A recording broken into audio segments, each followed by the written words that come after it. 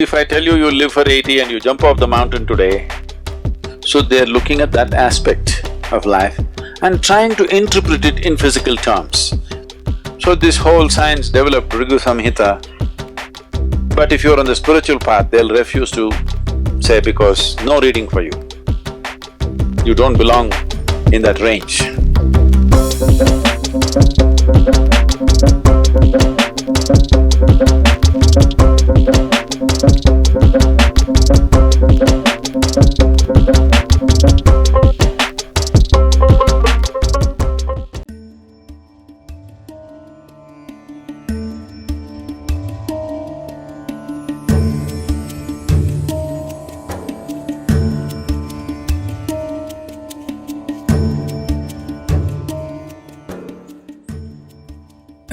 Bhrigu was one of the Saptarishis.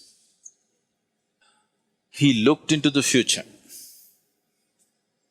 and said, this is how human beings will be. Till the end of the world, he predicted. Is he talking about you? No. He is talking about humanity as to how it will evolve, what it will do.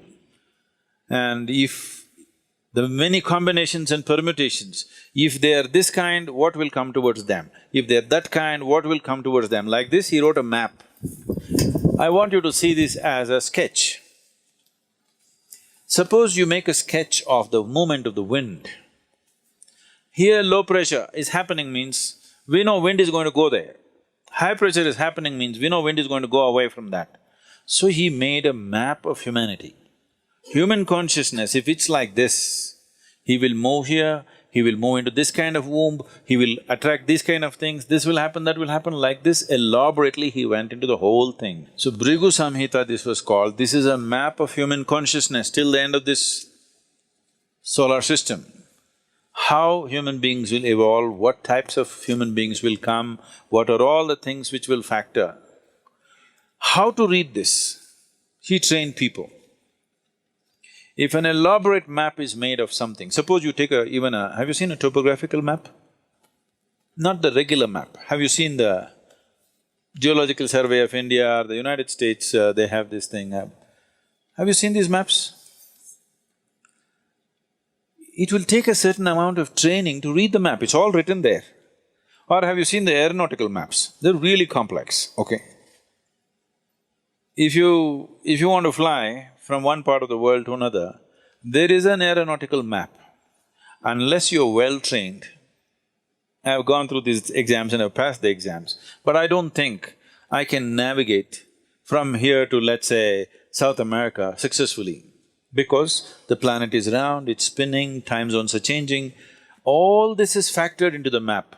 Somebody who knows how to read it, in 2 minutes he knows exactly what it is, coordinates he will write and he knows where to go. Otherwise, if you don't know how to read it, you spend days with it, months with it, you do not know.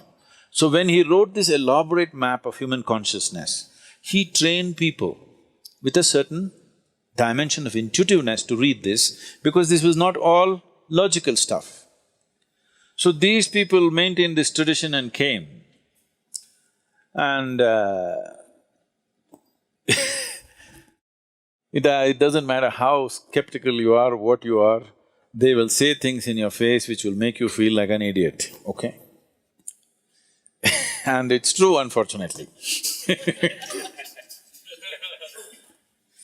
You go sit there in front of Nadi Vaidya, first thing he'll shock you with is, as he said, he will tell you mother's name and father's name. You're finished, you're already floored. Because you've gone from somewhere. It doesn't matter. If you are from some other country, he will tell the first letter, he may not know that you're a Susanna or you're a Tanya, he may not know. He will say, your name starts with T. Just like that. Because he's not looking at your background or your future, nothing. He's just reading a map. By reading the map, he's saying, okay, this is the temperature, this is the elevation, this is that. But it's an intuitive map. Unless he's in a certain state, he cannot do that. So always it should happen around the temple. Vaidishwaran temple is made for this purpose and it generally happens around that. Now for commercial interest, they've moved everywhere. it may not be as effective, but there are some who are bang on. But if you're on the spiritual path, he will refuse to predict your future, if he's a genuine one, always. So if you go and if he tells your future, that means you're still not on.